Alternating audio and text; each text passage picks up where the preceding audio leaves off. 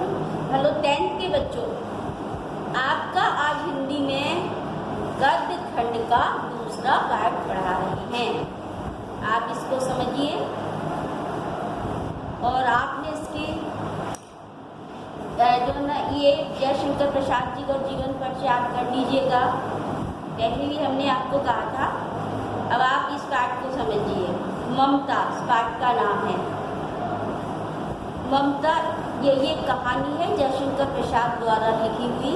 इसमें ममता में मुख्य नायिका है।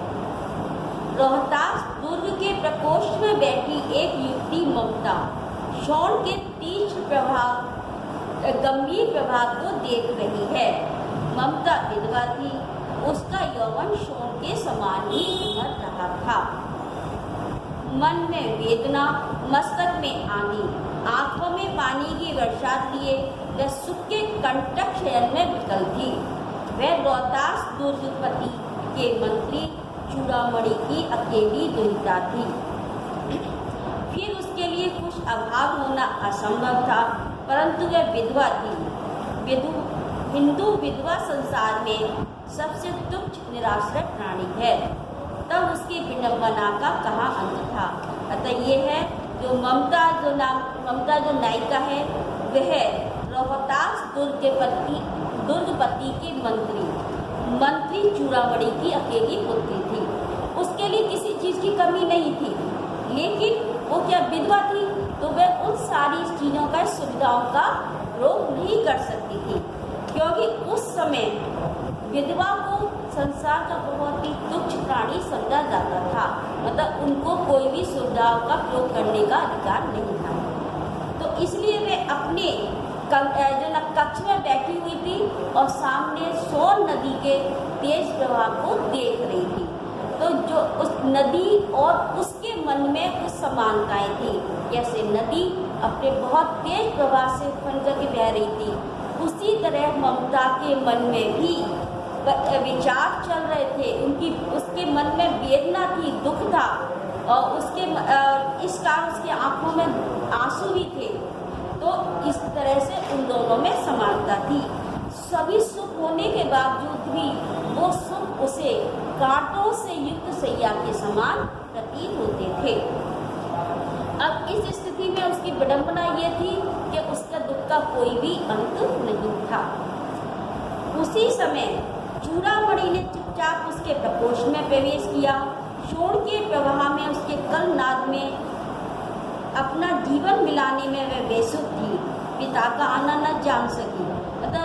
ममता थी वह तो शोण नदी के तेज प्रवाह को देख रही थी और अपने ही विचारों में खोई हुई थी। इसलिए उसने अपने कक्ष में अपने पिता के आने का उसको आभास नहीं हुआ। तो ममता की उस स्थिति को देख करके चूड़ामणि व्यथित हो उठे।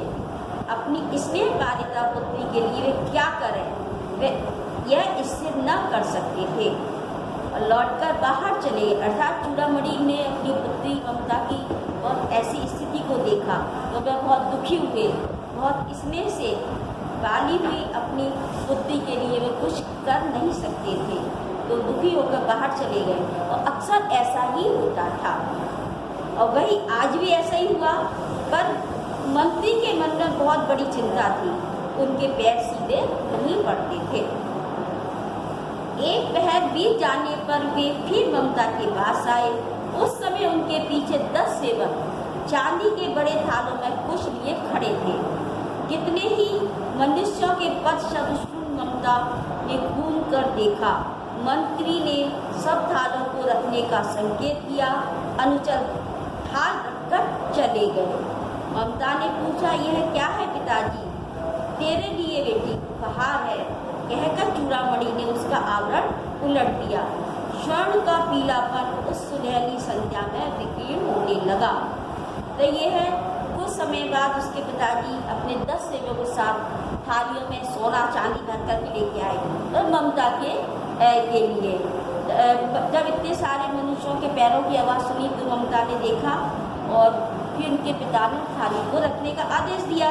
तो जब उस पर से आवरण हटाया तो चारों तरफ सोने की चमक फैल गई।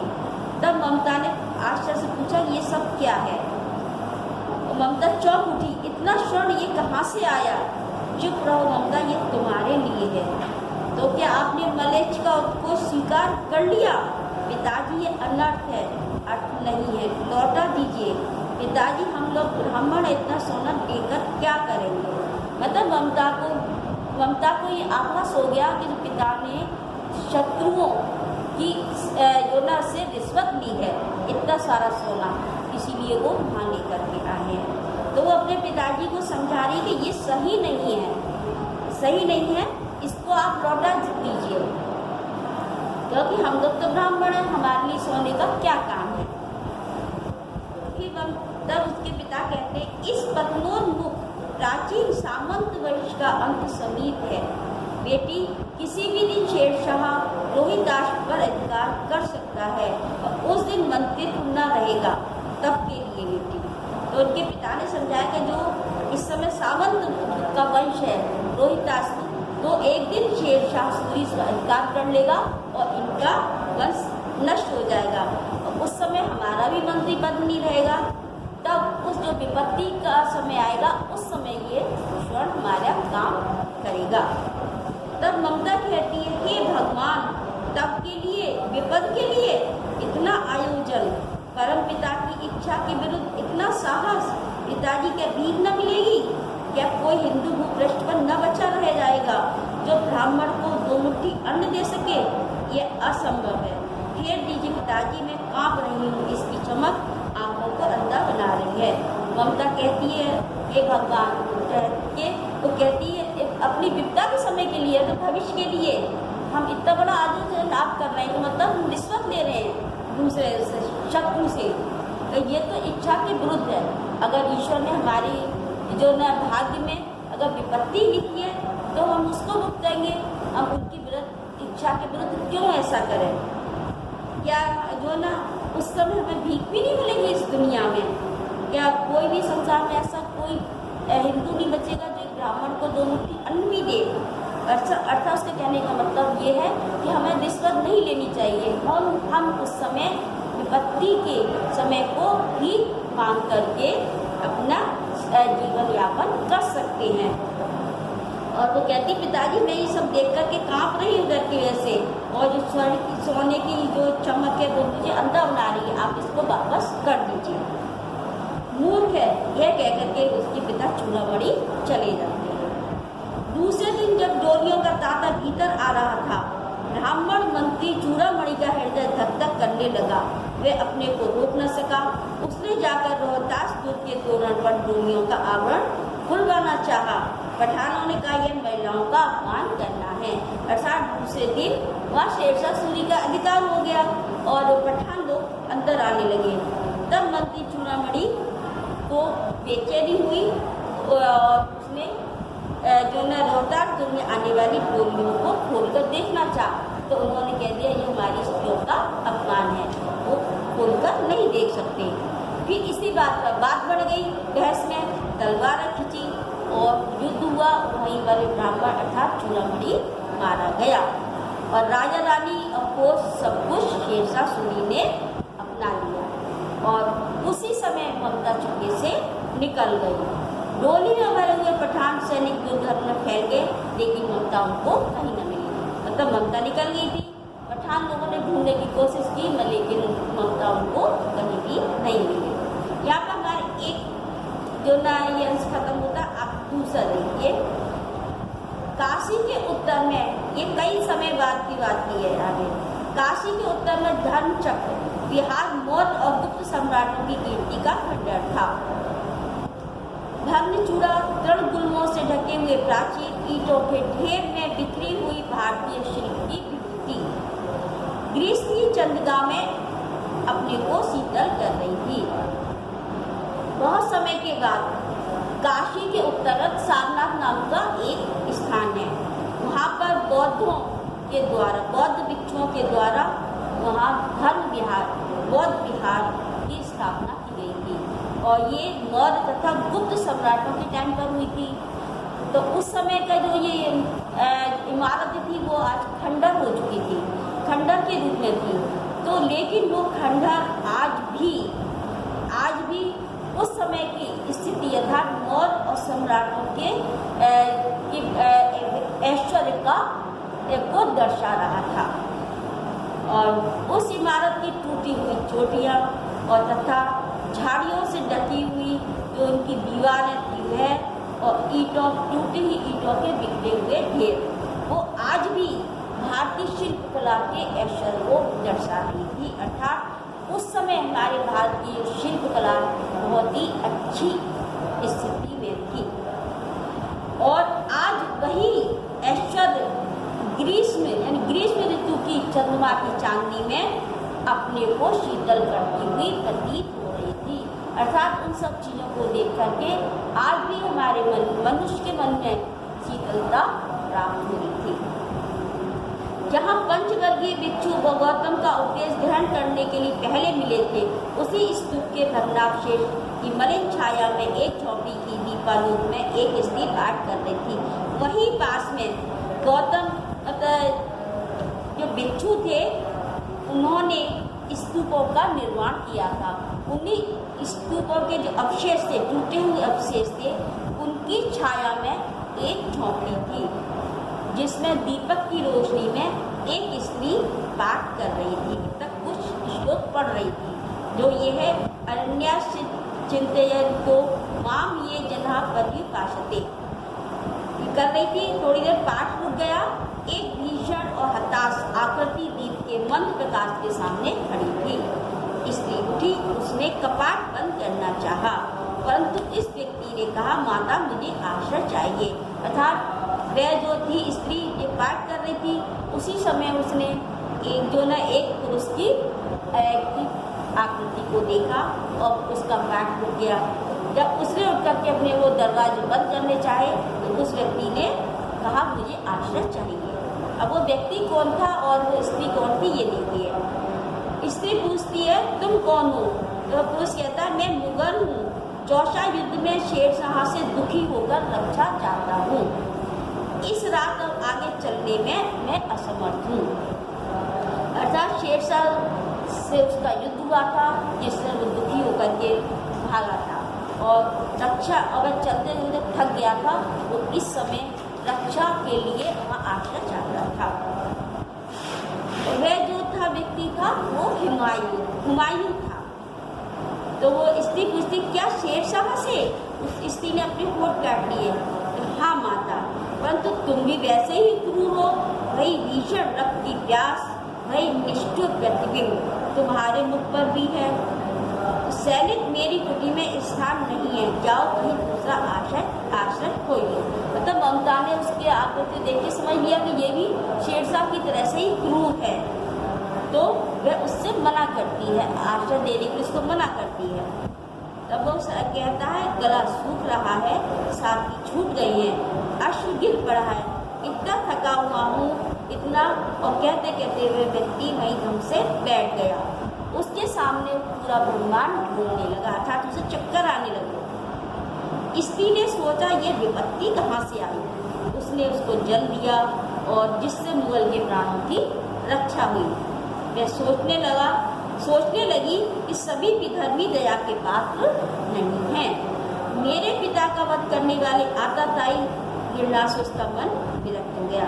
पता उस हुमायूं के सैनिकों ने ही उसके पिता चूड़ामणि की हत्या की थी। अर्थात वह स्त्री ममता की थी, तो उसके मन में उसके प्रति घृणा उत्पन्न हुई। इसने तो मेरे पिता का वध किया था, अब मैं इसको आश्रय क्यों दूँ? तो उसके मन में घृणा से उसका मन विरक्त हो गया। स्वस्थ होकर मुगल ने कहा, माता तो फिर मैं चला जाऊं? तो फिर विचार कर रही थी, मैं तो ब्राह्मणी हूँ, मुझे तो अपने धर्म अतिथि देव की वासना का पालन करना चाहिए। परंतु यहाँ नहीं, सब विधर्मी दया के पात्र नहीं होते, परंतु ये दया तो नहीं, कर्तव्य करना है। ममता के मन में विचार चल रहे थे, वह जो न दुविधा में थी कि जो न ब्राह्मणों का जो न फर्ज होता है अतिथियों की सेवा करना, तो वह इधर अपने धर्म को भी जो न का पालन भी करना चाहती थी, लेकिन उसके प्रति घृणा थी। तो वह यह भी सोचे कि सभी व्यक्ति दया के पात्र नहीं होते और ये भी नहीं है। फिर उसको ध्यान आता है कि अपना कर्तव्य भी तो है किसी पर दया करना। तो इसी वह दुविधा में रहते हुए दुविधा में थी। उस समय मुगल अपनी तलवार टेककर उठ खड़ा हुआ और ममता ने कहा, क्या आश्चर्य कि तुम भी छल करो खैरो। तब वो पुरुष कहता, छल नहीं, तब नहीं, स्त्री, जाता हूँ। तैमूर का वंशधर स्त्री से छल करेगा? जाता हूँ, भाग्य का खेल है। ममता ने मन में कहा, यहाँ कौन दुर्ग है, यही झोंपड़ी है, चाहे ले लो, मुझे अपना कर्तव्य करना पड़ेगा। मतलब फिर ममता ने मन में विचार कर लिया, ये महल तो है नहीं जिसकी मैं चिंता करूँ, झोंपड़ी है, ले ले, क्या फर्क पड़ता है, पर मैं अपना कर्तव्य पालन करती हूँ। और वे बाहर चली गई और मुगल से बोली, जाओ। भीतर थके हुए हैवी पथिक, तुम चाहे कोई भी हो, मैं तुम्हें आश्रय देती हूँ। मैं ब्राह्मण कुमारी हूँ, मैं सब अपना धर्म छोड़ दें, लेकिन मैं अपना धर्म क्यों छोड़ूं? मुगल ने चंद्रमा के मन प्रकाश में महिमामय मुखमंडल देखा, उसे मन ही मन उसको नमस्कार किया। ममता पास की ही टूटी दीवार में चली गई और भीतर थके पथिक ने झोपड़ी में विश्राम किया। व्यवहार में खंडर की संधि से ममता ने देखा, सैकड़ों अश्वारोही उस प्रांत में घूम रहे हैं। वे अपनी मूर्ता पर कोसने लगी। जब सुबह हुआ तो खंडर में से एक छेद में से ममता ने वहाँ देखा कि अनेकों बहुत सारे घुड़सवार वहाँ घूम रहे हैं। तो उसको लगने लगा कि ये कहीं मुझको नहीं ढूंढ लें, मुझको पकड़ न लें। तो उसे अपने मन में दुख हुआ कि मैंने क्या मूर्खता कर दी इस व्यक्ति को आश्रय देकर के। अब उस झोंपड़ी से निकलकर उस पथिक ने कहा, मिर्जा मैं यहाँ हूँ। शब्द सुनते ही प्रसन्नता की चीत्कार ध्वनि से प्रांत गूंज उठा। ममता वो और अधिक भयभीत हो गई। तब पथिक ने कहा, वह स्त्री कहाँ है, उसे खोज निकालो। अब ममता को और डर हुआ, वह छिपने के लिए और अधिक सचेष्ट हुई। मतलब उसने और प्रयत्न किया छिपने का और वह मृग दाव में चली गई। मतलब जहाँ पशु पक्षी थे वहाँ पर चली गई। दिन भर उसमें से वो नहीं निकली। संध्या में जब उन लोगों के जाने का उपक्रम हुआ तो ममता ने सुना कि पथिक घोड़े पर सवार होते हुए कह रहा था, मिर्जा उस स्त्री को मैं कुछ न दे सका, उसका घर बनवा देना, क्योंकि मैंने विपत्ति में यहाँ विश्राम किया था। यह स्थान भूलना मत। और इसके बाद वे चले गए। अर्थात हुमायूं ने उस झोंपड़ी को पक्के मकान में बनाने के लिए आदेश दिया। अब बहुत समय बीत गया, ममता वृद्ध हो गई, अर्थात कहना चाहिए 47 वर्ष बाद की अब यहाँ पर ये प्रश्न है। चौसा के मुगल पठान युद्ध को बहुत दिन बीत गए। ममता अब 70 वर्ष की वृद्धा है। वह अपनी झोंपड़ी में एक दिन पड़ी थी। शीतकाल का प्रभात था। उसका जीर्ण कंकाल खांसी से गूंज रहा था।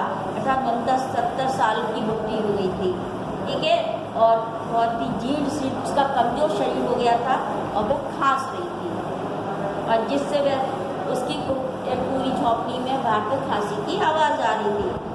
वहाँ ममता की सेवा के लिए गांव की 2-3 स्त्रियाँ उसे घेर कर बैठी थी, क्योंकि वे आजीवन उसके दुख सुख की सेवा मिलेगी। अर्थात ममता पूरे जीवन वहाँ पर उन लोगों की सेवा करती रही थी, इसलिए उन्हीं में से कोई 2-3 स्त्रियाँ आज उसकी सेवा के लिए वहाँ बैठी थी। ममता ने जल पीना चाहा। एक स्त्री ने सीपी से जल पिलाया। सहसा एक अश्वारोही उसी झोंपड़ी के द्वार पर दिखाई पड़ा। तो उसने जल पिया। उसी समय एक घुड़सवार वहाँ उसको दिखाई दिया और वह घुड़सवार वह अपनी धुन में कहने लगा, मिर्जा ने जो चित्र बना कर दिया था वह तो इसी जगह का होना चाहिए। अब वह बुढ़िया तो मर गई होगी, मैं किससे पूछूं कि एक दिन शहंशाह हुमायूं किस छप्पर के नीचे बैठे थे। यह घटना तो 47 वर्ष के बाद की, 47 वर्ष से ऊपर हो गए इस घटना को। ममता ने अपने विकल कानों से सुना। उसने पास की स्त्री से कहा, उससे बुलाओ। मतलब ममता ने उस अश्वारोही की बात को सुन लिया, फिर उसे बुलाया। अश्वारोही पास आया। ममता ने रुक कर कहा, मैं नहीं जानती वह शेरशाह था या साधारण मुगल था, पर एक दिन इसी झोंपड़ी के नीचे वह रहा था। मैंने सुना था कि वह मेरा घर बनवाने की आज्ञा दे चुका था। मैं आजीवन अपनी झोंपड़ी को गाने के डर से भयभीत रही। भगवान ने सुन लिया, मैं आज इसे छोड़े जाती हूँ। अब तुम इसका मकान बनवाओ या महल, मैं अपने चिर विश्राम गृह में जाती हूँ। तो ममता ने उसको सारी बात बताई कि एक दिन वो मेरी झोंपड़ी में रहा था, इसी झोंपड़ी में, और वो इसको मकान पक्का बनवाने के लिए कह रहा था। लेकिन अब तक मुझे डर था कि मेरी झोंपड़ी खुद जाएगी, टूट जाएगी, फिर मैं क्या करूँगी। पर लेकिन अब तक तो मैं डर रही थी, पर आज भगवान ने मेरी सुन ली, क्योंकि अब तो मैं संसार झोंपड़ी को छोड़ के जा रही हूँ, अर्थात तब मैं मुक्त हो रही हूँ, संसार से मुक्त हो रही हूँ। और अब मेरे जाने के बाद चाहे तुम इसका महल बनवाओ या मकान बनवाओ, कुछ ही बनाओ, मैं तो चिर विश्राम गृह में जा रही हूँ, अर्थात अब मैं इस संसार से मुक्त होकर जा रही हूँ, ये मृत्यु हो जाएगी। वहाँ एक फिर ममता की मृत्यु हो गई। उस जगह एक अष्टकोण मंदिर बना और उस पर ये शिलालेख लगाया गया। 7 देश के नरेश हुमायूं ने एक दिन वहाँ विश्राम किया था। उसके पुत्र अकबर ने उसकी स्मृति में गगनचुंबी मंदिर बनाया और उस ममता का कहीं नाम नहीं था, अर्थात हुमायूं के पुत्र अकबर ने वहाँ पर अष्टकोण वाला एक मंदिर बनवाया और उस पर यह भी खुतबा दिया कि 7 देश के नरेश हुमायूं ने वहाँ विश्राम किया। मतलब इतना सब कुछ हुआ, लेकिन ममता का कहीं नाम नहीं था, अर्थात ममता का जो त्याग था उसका कहीं भी कोई भी प्रमाण नहीं था। तो इस कहानी से ये पता चलता है कुछ व्यक्ति ऐसे होते हैं जो चुपचाप गुमनामी के अंधेरे में खो जाते हैं, वो अपनी प्रशंसा नहीं करते हैं। यही इस कहानी का उद्देश्य है। तो आप बच्चों, 10th के बच्चों, आप काम पूरा कर लीजिएगा। कल सारे सब्जेक्ट की कॉपियाँ स्कूल में भिजवा दीजिएगा, क्योंकि सितंबर में आपके एग्ज़ाम होंगे। बाकी और जानकारी बीच में आपको दे दी जाएगी, तो आप कॉपी अवश्य भेजिए।